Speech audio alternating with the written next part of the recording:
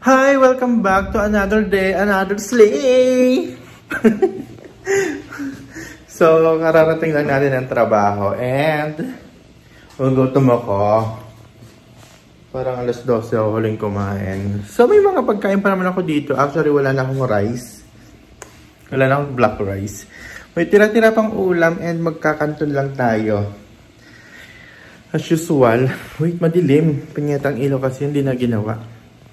So, may sinigang pa akong manok doon. Hindi mo kaya manok sinisigang dito sa abroad. Yun na lang kakainin ko and some pancit canton.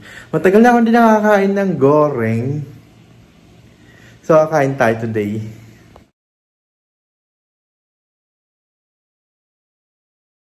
Wow!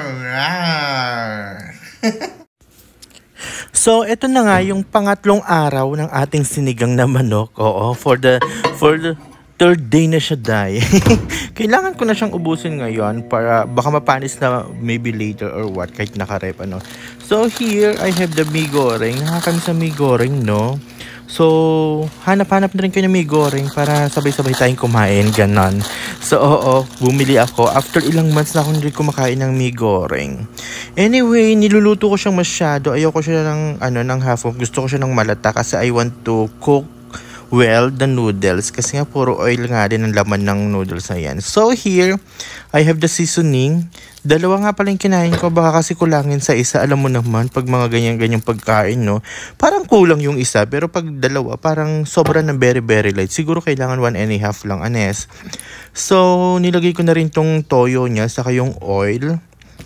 And, nagdadagdag ako dyan minsan ng oil eh. Ewan ko, pero mas gusto ko yung medyo oily na ano. Nagtanggal ng oil, pero gusto ng oily.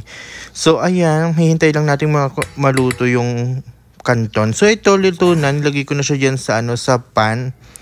And, nilalagyan ko na rin siya ng, ng lemon para makabawas ang hang. Yes, effective ang lemon or inimaasim for manghang.